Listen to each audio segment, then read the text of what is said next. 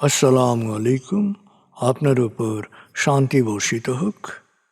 প্রিয় শরীদ, খতমে কামালের ৪৩তম ধাপে আপনাকে স্বাগতম। আপনি জানেন, রোগ শোক, বিপদ আপদ, আসমানি জমিনি বালা মুসিবত, সকল ধরনের অস্থিরতা, অশান্তি, অনিশ্চয়তা, নিরাপত্তাহীনতা, দুর্যোগ, দুর্বিপাক, আজাব গজব থেকে মুক্তির জন্যে খতমে কামালি এক সহজ আমল। খতমে কামালির এই আমলের মধ্য দিয়ে প্রার্থনাকারী প্রার্থনার সাথে মিশে যান। আসলে প্রার্থনাকারী যখন প্রার্থনার সাথে মিশে যান, তখন প্রার্থনা কবুল হয়। খতমে কামালি প্রার্থনা কবুলের এই পরম মুহূর্তে আপনাকে নিয়ে যাবে। তাই নিজের, অন্যের, সমাজের, দেশের, মানব জাতির যে কোনো কল্যাণের নিয়তে আপনি এই আমলে অংশ নিন। আপনি সকল বিপদ আপদ, বালা মুসিবত মুক্ত হন। আপনার জন্যে কল্যাণকর সকল দোয়া আল্লাহ কবুল করুন। সব সময় আল্লাহ আমাদেরকে তার রহমতের ছায়ায় রাখুন। এই কামনা করে আমি শহীদ আল বুখারী মহাজাতক খতমে কামালির পুরো প্রক্রিয়ায় আপনার সাথে থাকছি। আসুন এবার আমরা ডুবে যাই সত্যের গভীরে।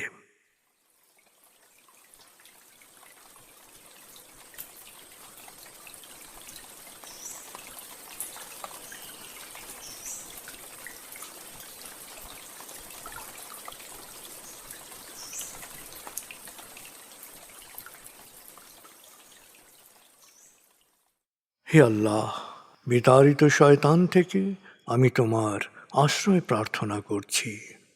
দয়াময় মেহেরবান আল্লাহর নামে। আয়াতুল মুলক। হে আল্লাহ, সকল ক্ষমতার মালিক, তুমি যাকে ইচ্ছা ক্ষমতা দান করো, যাকে ইচ্ছা ক্ষমতাচ্যুত করো, যাকে ইচ্ছা সম্মানিত করো, যাকে ইচ্ছা অপমানিত করো। তুমি সর্বশক্তিমান, সকল কল্যাণ ও মঙ্গলের আধার। তুমি দিনকে ছোট করে বড় করো রাত, আবার রাতকে ছোট করে বড় করো দিন। তুমি প্রাণহীনে দাও প্রাণ, আর প্রাণবন্তকে করো প্রাণহীন। তুমি যাকে চাও বেহিসাব রিজিক দান করো। সূরা আলে ইমরান আয়াত ২৬-২৭। আয়াতুল কুরসি। আল্লাহ ছাড়া কোনো উপাস্য নেই। তিনি শাশ্বত, চিরঞ্জীব, বিশ্ব প্রকৃতির সর্বসত্তার ধারক। তিনি তন্দ্রা নিদ্রাহীন, সদা সজাগ, মহাকাশ ও পৃথিবীর সব কিছুর মালিক। তার সদয় অনুমতি ছাড়া তার কাছে সুপারিশ করার সাধ্য কারো নেই। দৃশ্যমান বা দৃশ্য, অতীত বা ভবিষ্যৎ, সৃষ্টির সব কিছুই তিনি জানেন। তিনি যতটুকু জানাবেন, এর বাইরে তার জ্ঞানের সীমানা সম্পর্কে ধারণা করা কারো পক্ষেই সম্ভব নয়।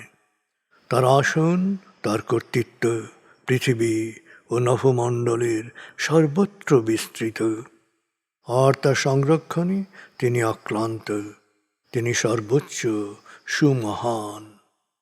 সূরা বাকারা আয়াত ২৫৫।